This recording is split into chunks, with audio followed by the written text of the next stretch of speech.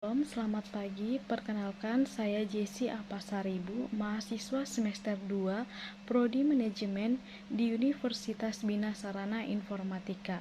Pada video kali ini, saya akan membahas tentang pendidikan bermutu, yaitu untuk memenuhi tugas UAS karakter building. Nah, adapun poin-poin yang akan saya bahas adalah latar belakang, tren dan isu, praktek terbaik peningkatan mutu pendidikan, tantangan peningkatan mutu pendidikan, kesimpulan, dan penutup. Yaitu yang pertama, latar belakang. Pendidikan bermutu adalah pendidikan yang mampu melakukan proses pematangan kualitas peserta didik yang dikembangkan dengan cara membebaskan peserta didik dari ketidaktahuan, ketidakmampuan, ketidakberdayaan, ketidakbenaran, ketidakjujuran, dan dari buruknya akhlak dan keimanan. Nah, menurut Haris Sudrajat nih, pendidikan yang bermutu adalah pendidikan yang mampu menghasilkan lulusan yang memiliki kemampuan atau kompetensi, baik itu kompetensi akademik maupun kompetensi kejuruan, yang dilandasi oleh kompetensi personal dan sosial, serta nilai-nilai akhlak mulia yang keseluruhannya merupakan kecakapan hidup atau life skill. Nah, peningkatan mutu pendidikan ini sungguh sangat dicita-citakan oleh guru atau hal-hal lain yang berkaitan dengan peningkatan mutu pendidikan, terutama pada pemerintah. Nah, berkaitan dengan peningkatan mutu pendidikan, salah satunya dengan melalui pemberdaya gunaan teknologi pendidikan.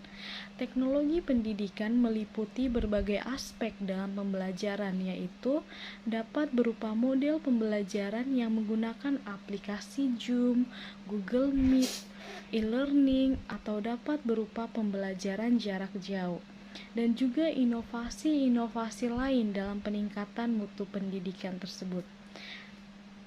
Nah, pendidikan di era digital merupakan pendidikan yang harus mengintegrasikan teknologi informasi dan komunikasi ke dalam seluruh mata pelajaran. Dengan berkembangnya pendidikan era digital, maka memungkinkan siswa mendapatkan pengetahuan yang berlimpah ruah serta cepat dan mudah. Nah, menjawab tantangan pendidikan di era digital ini, maka guru dan siswa di abad 21 harus mampu berkomunikasi dan beradaptasi mengikuti perkembangan zaman. Dalam hal ini adalah perkembangan teknologi. Selain itu, dengan terusnya berkembang zaman, maka berbanding lurus dengan berkembangnya permasalahan-permasalahan yang membutuhkan penyelesaian dengan pemikiran tingkat tinggi. Permasalahan yang dihadapi adalah globalisasi, pertumbuhan perekonomian, kompetisi internasional, permasalahan lingkungan, budaya, dan juga politik. Permasalahan kompleks ini menyebabkan sangat pentingnya mengembangkan kemampuan dan pengetahuan. Nah, teman-teman, pemerintah juga selalu berusaha untuk meningkatkan mutu pendidikan di Indonesia, diantaranya untuk peningkatan pengetahuan dan keterampilan guru melalui penataran, diklat, serta memberikan kesempatan untuk melanjutkan pendidikan yang lebih tinggi. Selain itu juga diadakan penyempurnaan kurikulum, penyempurnaan sistem penilaian hasil belajar, memperluas sarana prasarana pendidikan, meningkatkan dan mengembangkan profesional guru. Nah, selanjutnya kita masuk tren dan isu. Yang pertama untuk tren. Nah, teman-teman, pendidikan masa kini semakin maju dan bergantung pada dunia digital. Tren pendidikan yang sudah mengalami banyak perubahan di setiap tahunnya. Masyarakat mau tidak mau harus bisa menggunakan bahkan menguasai teknologi yang semakin canggih. Tren baru dalam pendidikan merupakan mata pelajaran yang penting untuk dipahami. Jadi, agar para guru dapat melibatkan siswanya dengan benar, mereka harus tetap mengikuti perubahan terbaru dan faktor utama yang mempengaruhi pembelajaran di kelas.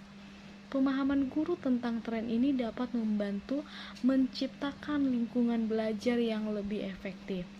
Nah, di sini ada 12 tren masa kini dalam dunia pendidikan, diantaranya yaitu yang pertama, teknologi pendidikan dalam belajar mengajar, yaitu dengan mengajar menggunakan teknologi akan membuat para pendidik dapat lebih fleksibel menawarkan jam pengajarannya. Siswa juga bisa menyimak gurunya melalui video secara langsung atau melihat versi rekaman mereka. Tren ini juga akhirnya membuat para guru belajar menciptakan berbagai gaya mengajar yang berbeda. Tren yang kedua, pelatihan soft skill. Nah, ini beberapa soft skill yang penting dalam dunia kerja adalah berpikir kritis, pemecahan masalah, manajemen sumber daya manusia, dan kreativitas. Maka dari itu, sekolah dan guru perlu mengembangkan sistem yang mendukung hal ini. Tren yang ketiga adalah menurunnya rentang perhatian siswa. Nah, ini maksudnya tercatat bahwa perhatian para milenial tidak mudah didapatkan. Generasi tersebut menyukai konten dengan dialog dan visual yang apik, serta jalan cerita yang memancing rasa penasaran. Selain itu, siswa yang lahir pada generasi di bawahnya lebih fokus pada aspek narasi dan visual dalam konten. Tren yang keempat adalah mengajar versus memfasilitasi pembelajaran.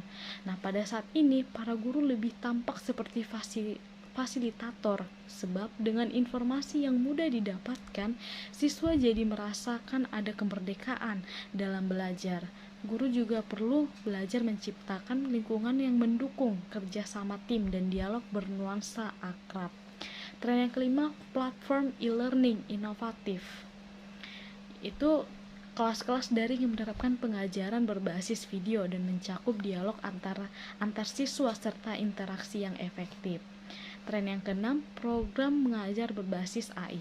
Salah satu institusi pendidikan yang sudah menerapkan AI adalah University of New South Wales. Di sana, robot bernama Question Bot rancangan David Kellerman diprogram untuk memberikan jawaban atas pertanyaan siswa.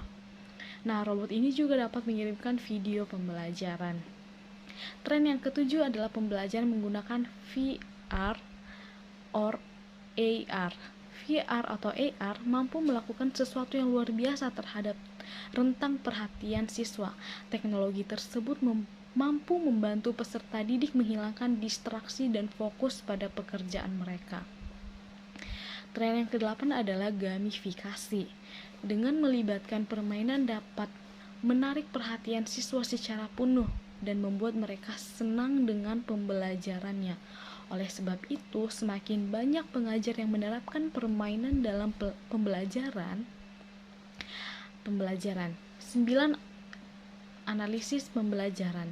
Yaitu analisis pembelajaran akan mendorong para pendidik menemukan metode terbaik menyampaikan pelajarannya. Guru dapat memperoleh ide melalui hasil survei yang diterapkan kepada siswa. Tren yang ke-10 adalah chatbot. Chatbot ini bermanfaat bagi para pelajar yang membutuhkan saran atas tulisan akademik mereka. Jadi teknologi semacam ini bisa diterapkan untuk membantu peserta didik menulis esai secara mendalam dan semacamnya. Tren yang ke-11, pembelajaran dengan video. Nah, ini bentuk pembelajaran sejenis ini semakin populer beberapa tahun belakangan. Video cenderung dapat membuat siswa lebih terlibat serta pembelajaran berjalan lebih interaktif dan mengalir. Tren yang ke-12, teknologi blockchain. Nah, ini distribute ledger technology atau DLT dalam blockchain memberi banyak manfaat pada dunia pendidikan, terutama pada segi penyimpanan data. Dengan adanya data baru yang ditambahkan, maka blok baru terbentuk, sehingga ini kapasitas penyimpanannya pun tidak terbatas. Pendidikan teknologi dalam pendidikan belajar mengajar membuat proses pembelajaran lebih fleksibel, secara langsung atau live ataupun recording atau rekaman. Nah, kelas-kelas bisa dipilih sesuai waktu yang diinginkan. Bahkan metode blend learning atau gabungan metode pembelajaran konvensional dan digital sudah marak dipakai. Nah, untuk tercapainya digital yang mumpuni dalam hal pendidikan, para stakeholder yang terlibat harus membuka mata terhadap aplikasi yang baik seperti software ERP dalam menjalankan sistem pendidikan guna mencapai efisiensi dalam pengolahan data di setiap sekolah maupun universitas, salah satunya di Indonesia yang sudah mulai melek terhadap e-learning. E-learning berhasil dirancang sebagai suatu produk yang dapat mengubah pola pikir manusia. Dengan tingkat kualitas dari software e-learning terbaik dapat digunakan untuk berbagai kebutuhan manajemen sekolah, seperti contoh sistem ERP pada bidang pendidikan. Dengan teknologi canggih, setiap orang dapat mengeksplorasi kemampuan berpikirnya untuk mengembangkan kemampuan diri semaksimal mungkin. Nah, selanjutnya kita bahas isu. Ada beberapa isu pendidikan yang diangkat Kemendikbudristek untuk dibahas bersama oleh negara anggota G20. Yang pertama adalah kualitas pendidikan untuk semua atau Universal Quality Education. Nah, isu ini merupakan penegasan kembali komitmen Indonesia untuk mewujudkan pendidikan yang berkualitas bagi semua golongan tanpa terkecuali. Jadi pendidikan ini inklusif untuk hal yang sangat luas, bukan hanya buat anak disabilitas, tapi juga kelompok-kelompok marginal yang rentan, seperti dilansir dari laman Kemendikbudristek. Nah, komitmen tersebut juga menegaskan keberpihakan Indonesia dalam Sustainable Development Goal atau SDG 4 tahun 2030 tentang tujuan pendidikan global di mana dunia membutuhkan pemulihan di sektor pendidikan pasca pandemi COVID-19. Isu yang kedua adalah teknologi digital dalam pendidikan atau Digital Technologies in Education. Nah, di sini menurut Iwan telah terjadi akselerasi yang luar biasa dalam pemanfaatan teknologi digital di dunia pendidikan selama masa pandemi COVID-19. Nah, Iwan juga kemudian menyebut platform guru belajar dan guru berbagi yang sudah menjangkau lebih dari 70% guru di sekolah-sekolah di Indonesia. Jadi guru-gurunya itu pada ikut komunitas guru belajar dan guru berbagi. Bahkan 40% guru di daerah 3T juga pada ikut. Jadi yang tadinya dipikir daerah 3T itu aksesnya sulit, ternyata ada resiliensi yang ditunjukkan oleh guru-guru tersebut. Selain itu, isu kedua ini juga akan membahas bagaimana teknologi digital bisa menjadi jawaban atas permasalahan akses, kualitas, dan keadilan sosial di bidang pendidikan. Isu yang ketiga adalah solidaritas dan kemitraan atau solidarity and partnership. Nah, isu ini menegaskan komitmen Indonesia untuk bekerja sama dengan negara lain dan memiliki rasa solidaritas dalam suatu kelompok dikaitkan dengan budaya gotong royong bangsa Indonesia. Nah, jadi gotong royong tadi kearifan budaya Indonesia di mana jika kita melihat masalah komunitas kita dan meskipun itu bukan masalah kita tapi kita tetap harus saling membantu. Jadi budaya ini juga akan ditonjolkan sekaligus mengangkat budaya Indonesia yang bisa kita tawarkan untuk jadi solusi dalam konteks reimagining for the future. Isu yang keempat adalah masa depan dunia kerja pasca pandemi COVID-19 atau The Future of Workforce COVID-19. Isu pendidikan yang juga diangkat Indonesia dalam G20 adalah mengenai masa depan dunia kerja atau Future of Work. Nah, di sini menurut Iwan, prediksi mengenai kebutuhan di dunia kerja pasca pandemi COVID-19 mengalami perubahan antara kebutuhan yang diperlukan untuk dunia masa kini dan di masa depan. Dunia kemudian harus berpikir ulang tentang bagaimana peran pendidikan dalam dunia kerja dan relevansinya, atau link and match, seperti yang diterapkan dalam pendidikan vokasi. Nah, mudah-mudahan isu-isu ini bisa kita kawal dan kita melakukan meeting dengan Sherpa dan tanggapannya sangat baik di berbagai negara yang sudah memberikan pandangan. Nah, umumnya mereka melihat 4 isu ini sangat relevan. Mudah-mudahan kita bisa membuat sebuah kesepakatan antara menteri-menteri pendidikan tentang apa yang bisa kita lakukan atau call to action dalam menyikapi kondisi untuk recover together, recover stronger. Nah, ada juga isu lain tentang keberadaan teknologi yang menimbulkan perhatian khusus, terutama masalah hukum, yaitu pembajakan perangkat lunak atau pemasangan perangkat lunak tidak berlisensi. Ini merupakan masalah hukum yang sangat penting. Dan ada juga masalah etika. Nah, masalah etika seringkali berkaitan dengan apakah sekolah memberikan siswa akses yang sama ke teknologi atau tidak. Ada juga literasi media, yaitu kemampuan untuk mengakses, mengevaluasi, dan menghasilkan informasi. Nah, guru sendiri tidak hanya perlu menjadi melek media, tetapi para guru juga harus memastikan bahwa siswanya dapat mengakses informasi yang mereka butuhkan dan mampu menentukan manfaat relatif dari informasi yang diperoleh. Ada juga pendanaan yang memadai. Nah, kantor pengkajian teknologi menjelaskan 4 hambatan nih integrasi teknologi dalam pengajaran, yaitu pelatihan guru yang tidak memadai, kurangnya visi tentang potensi teknologi, kurangnya waktu untuk bereksperimen, dan dukungan teknis yang tidak memadai. Selanjutnya kita akan membahas praktik terbaik peningkatan mutu pendidikan. Nah, di sini ada seorang Sudarwan Dhani mengatakan dalam peningkatan mutu pendidikan akan melibatkan 5 faktor, yakni yang pertama kepemimpinan kepala sekolah. Nah, kepala sekolah harus memiliki dan memahami visi kerja secara jelas, mampu dan mau bekerja keras, mempunyai dorongan kerja yang tinggi, tekun dan tabah dalam bekerja, memberikan layanan yang optimal dan disiplin kerja yang kuat. Yang kedua, guru, yaitu pelibatan guru secara maksimal dengan meningkatkan kompetensi dan profesi kerja guru dalam kegiatan seminar, lokarya, serta pelatihan sehingga hasil dari kegiatan tersebut diterapkan di sekolah. Yang ketiga, siswa.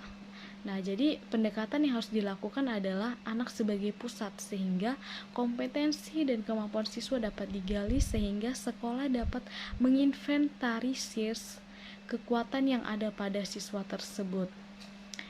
Yang keempat, kurikulum, yaitu adanya kurikulum yang konsisten, dinamis, dan terpadu dapat memungkinkan dan memudahkan standar mutu yang diterapkan sehingga goals atau tujuan dapat dicapai secara maksimal. Yang kelima, yaitu jaringan kerjasama, yaitu kerjasama tidak hanya terbatas pada lingkungan sekolah dan masyarakat semata, atau orang tua dan masyarakat saja, tetapi juga dengan organisasi lain seperti perusahaan atau instansi pemerintah sehingga output dari sekolah dapat terserap di dalam dunia kerja. Selain faktor yang tadi, ada juga peran teknologi pendidikan dalam mewujudkan pendidikan yang berkualitas atau bermutu, yaitu yang pertama, menyediakan fasilitas belajar, yaitu melalui proses perencanaan, pengembangan, pemanfaatan, pengelolaan, serta mengevaluasikan sumber-sumber belajar. Yang kedua, menyelesaikan permasalahan belajar. Nah, ini masalah yang ada dikaji secara menyeluruh dengan memadukan beragam disiplin keilmuan secara terpadu. Yang ketiga, memanfaatkan teknologi yang bisa membuat pekerja menjadi efektif dan efisien, baik itu sebagai produk maupun proses guna menyelesaikan permasalahan belajar. Yang keempat, memberikan alternatif penyelesaian, yaitu masalah kinerja organisasi pendidikan dengan terstruktur, menggunakan kinerja dan desain instruksional. Yang kelima, bisa melahirkan inovasi baru, yaitu inovasi dalam bidang pendidikan dan pengajaran guna memecahkan permasalahan yang ada. Nah, peran teknologi ini sangat dibutuhkan untuk menyediakan platform yang tepat untuk pembelajaran jarak jauh. Video conference seperti Google Meet dan Zoom menjadi platform yang banyak digunakan di era pandemi ini. Hingga sekarang diharapkan dengan ini bisa meningkatkan kapabilitas manusia dengan beragam media komunikasi dan memberikan pengalaman baru. Selanjutnya kita bahas tantangan pendidikan di masa depan. Nah, ada beberapa tantangan atau kendala pendidikan di era digitalisasi.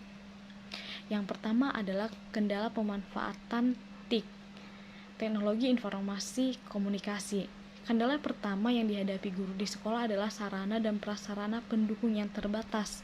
Sarana prasarana tersebut antara lain adalah komputer, laptop, dan LCD proyektor. Kendala lainnya adalah ketersediaan koneksi internet, listrik, gedung atau kelas yang sempit, perpustakaan yang kurang memadai, serta terbatasnya buku penunjang pembelajaran. Yang kedua, dana seringkali jadi kendala digitalisasi pendidikan. Nah, dana yang menjadi kendala nyata bagi para guru dalam pelaksanaan pendidikannya. Sedikitnya dana yang disediakan untuk memenuhi penerapan TIK harus dibagi juga untuk pemeliharaan dan perbaikan. Yang ketiga adalah guru-guru yang kurang tanggap teknologi. Nah, ini masih menjadi permasalahan di dunia pendidikan saat ini adalah guru yang lahir di bawah tahun 2000 masih gagap teknologi, sedangkan murid yang dihadapi adalah manusia abad 21 yang tentunya asupan gizi keilmuan teknologinya berbeda. Sederhananya, banyak anak didik saat ini yang lebih cerdas dalam dunia teknologi dibanding dengan gurunya sendiri. Nah, jadi kesenjangan seperti ini tidak bisa dibiarkan begitu saja dong, agar tidak berakibat fatal dalam proses pendidikan. Guru era Orde Baru hingga sekarang mungkin lagi seperti yang dideskripsikan oleh Vipulias dan James DeYoung dalam bukunya yang berjudul A Teacher is Many Things, yakni sebagai sosok yang serba bisa sekaligus memiliki wibawa yang tinggi di hadapan murid ataupun masyarakat. Namun guru yang sekarang ini lebih tepat sebagai sosok mimikri yang harus pandai menyesuaikan diri dimanapun dan dalam kondisi mereka berada. Guru yang gagap teknologi akan menurunkan derajat kredibilitasnya di hadapan para muridnya, sehingga murid cenderung bersikap underestimate, di mana seolah-olah guru adalah sosok yang dungu di tengah dunia metropolitan. Hal ini memang nyata adanya dan sering terjadi di sekeliling kita. Nah, guru boleh saja produk tahun 90-an atau bahkan 70-an, namun kapasitas keilmuannya tidak boleh kalah dengan persaingan zaman sekarang. Yang keempat adalah kurikulum yang tidak sesuai. Kurikulum yang tidak sesuai juga sering jadi kendala digitalisasi pendidikan hingga saat ini.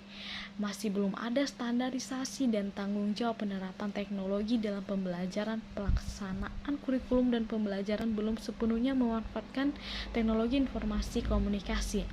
Evaluasi terhadap proses belajar siswa juga belum mengacu pada penerapan TIK. Untuk mengatasi kendala digitalisasi pendidikan di atas, pihak sekolah seharusnya juga memberi dorongan untuk mendukung para guru agar dapat menangani kendala pembelajaran ini. Sekolah bisa melangsungkan kegiatan belajar mengajar berbasis komputer dengan memberikan edukasi atau training kepada para guru agar kegiatan belajar mengajar berjalan dengan lancar. Nah, semua itu dapat kita mulai dengan jagoan hosting, di mana kita bisa memanfaatkan produk FPSX untuk kebutuhan server ujian. Server terbaik dari jagoan hosting ini mampu memenuhi kebutuhan mulai dari PPDB, ujian online, kegiatan belajar mengajar, hingga seluruh kegiatan akademik di sekolah. Nah, itulah tantangan pendidikan secara umum, dan ini ada beberapa tantangan perilaku atau etika di era digital. Yang pertama adalah aspek keseimbangan. Nah, mengharuskan guru untuk memahami efek masa lalu, sekarang, dan kemungkinan masa depan dari suatu teknologi. Diperlukan adanya rasa keseimbangan antara peluang dan tanggung jawab, pemberdayaan dan kehati-hatian, pemenuhan kepentingan pribadi dan komunitas dan kesejahteraan global. Banyak orang mengembangkan perilaku yang mencerminkan penggunaan teknologi yang berlebihan. Penggunaan teknologi yang tidak diatur dapat mempengaruhi dan mengondisikan hubungan dan interaksi pribadi, terutama orang-orang muda yang perlu merasa terhubung secara permanen ke internet atau takut terputus dari teman sebayanya. Yang kedua adalah aspek keselamatan dan keamanan. Ini mengharuskan guru untuk menyadari sepenuhnya bahwa tindakan online dapat membahayakan diri sendiri atau orang lain. Persoalan keselamatan dan keamanan mencakup perlindungan privasi diri, penghormatan privasi orang lain, deteksi terhadap situs online yang tidak pantas atau seperti materi seksual dan sumber daya lain yang tidak diperuntukkan bagi anak-anak. Keamanan online juga harusnya menjadi tantangan yang dapat menentukan stabilitas dan kelancaran sistem itu sendiri. Meskipun tingkat kepekaan dan perhatian yang lebih besar terhadap penggunaan internet semakin meningkat, kurangnya pengetahuan, informasi, dan perhatian dari pihak pengguna membuat para siswa rentan terhadap resiko mulai dari kehilangan data hingga pencurian identitas digital. Nah, program pelatihan diperlukan untuk membalikkan situasi ini dan mempromosikan kebiasaan baik terkait penggunaan teknologi dan jaringan. Yang ketiga adalah aspek perundungan siber atau cyberbullying. Nah, ini mengharuskan guru untuk memahami dampak yang berpotensi merusak dari penindasan maya dan bagaimana hal itu melanggar prinsip-prinsip etika, integritas pribadi, kasih sayang, dan perilaku yang bertanggung jawab. Cyberbullying baik di dalam maupun di luar sekolah melalui teknologi memungkinkan privasi anak atau remaja yang dibully terus-menerus diserang. Baik penerima maupun pelaku adalah korban berbagai bentuk intimidasi online, termasuk cyberbullying, sexting, trolling, dan happy slapping yang mengganggu perkembangan psikologis dan pribadi mereka. Persoalan sexting mengharuskan guru untuk memahami konsekuensi negatif menggunakan ponsel untuk mengambil dan mengirimkan gambar yang bersifat seksual dari diri sendiri ataupun orang lain. Yang keempat adalah aspek hak cipta dan plagiarisme. Ini mengharuskan guru mengajarkan untuk penghormatan terhadap hak kekayaan intelektual orang lain dan merefleksikan legalitas dan etika penggunaan materi online tanpa izin, menggunakan ide, kata-kata, dan karya orang lain seolah-olah itu milik sendiri disebut sebagai plagiarisme. Namun, plagiarisme tidak selalu disengaja atau berbahaya. Terkadang hal itu dilakukan tanpa disadari dan disebabkan oleh kurangnya pengetahuan sebelumnya. Menyatakan bahwa beberapa mahasiswa mengaku melakukan plagiarisme dan bentuk kecurangan akademik lainnya dan memperingatkan terhadap malpraktis tersebut karena dapat menjadi awal dari praktik curang selama karir profesional mereka. Nah, lonjakan teknologi digital telah memungkinkan akses ke penyimpanan, perekaman, reproduksi, dan penyebaran konten dalam skala besar, sehingga sulit untuk melindungi hak cipta dan eksploitasi komersial karya dan produksi digital. Selanjutnya, kesimpulan. Nah, adapun kesimpulan dari penjelasan dan pembahasan paper di atas adalah sebagai berikut. Yakni pendidikan merupakan hal yang paling penting dalam membangun bangsa. Nah, dengan hadirnya pendidikan, maka akan hadir pula generasi muda yang memiliki kemampuan dalam berbagai bidang yang dapat membangun bangsa. Terkait dengan pendidikan di Indonesia, tentu pendidikan kita sudah berkembang dan lebih baik dari yang dulu. Selanjutnya, pendidikan masa kini semakin maju dan bergantung pada dunia digital. Ya, bisa kita lihat sekarang proses belajar mengajar sudah menggunakan aplikasi seperti Zoom, Google Meet, dan sebagainya. Ada juga peran dan tanggung jawab guru dalam peningkatan mutu pendidikan makin kompleks. Selain harus sanggup berkontribusi terhadap peningkatan mutu sumber daya manusia, para guru harus pula mampu menampilkan profesionalitasnya dalam kepribadian yang matang dan berkembang. Keterampilan membangkitkan minat peserta didik, penguasaan iptek yang kuat, dan sikap profesional yang berkembang, berkesinambungan. Tantangan yang menghadang di depan dalam mewujudkan profesionalisme guru adalah bagaimana guru mampu menguasai teknologi dan informasi tersebut. Desentralisasi dan sentralisasi dalam pendidikan sehingga terkadang membatasi gerak guru untuk mengeluarkan kemampuannya, dan tantangan yang paling besar adalah adanya MEA yang mengharuskan sumber daya manusia di Indonesia mampu bersaing dengan sumber daya manusia dari luar yang akan masuk ke Indonesia. Dan ada juga pendidikan karakter di era digital memiliki berbagai tantangan dan peluang. Nah, riset membuktikan bahwa era digital memberi peluang positif pada implementasi pendidikan karakter. Pembelajaran karakter secara digital lebih dari sekedar tren. Tantangannya adalah bagaimana memberi kesempatan belajar berkualitas tinggi kepada semua siswa untuk meningkatkan cara siswa belajar dan apa yang mereka pelajari tanpa dipengaruhi oleh latar belakang, geografi, atau kondisi ekonomi mereka. Nah, para pembuat kebijakan pendidikan perlu berperan aktif dalam pengembangan berkelanjutan pembelajaran karakter secara digital untuk memastikan penerapan pembelajaran digital yang efektif. Negara-negara dengan strategi pembelajaran digital yang kuat akan bergerak maju untuk membantu siswa mencapai potensi penuh siswa di era digital. Nah, yang terakhir adalah penutup. Sebagai penutup, saya akan mengutip pernyataan dari Najwa Shihab, yaitu hanya pendidikan yang bisa menyelamatkan masa depan. Tanpa pendidikan, Indonesia tak mungkin bertahan. Maka ada pula perkataan Mahatma Gandhi berkata, hiduplah seakan kamu akan mati besok, belajarlah seakan kamu hidup selamanya. Sekian dari presentasi saya. Jika ada salah kata ataupun yang dapat menyinggung, saya mohon maaf.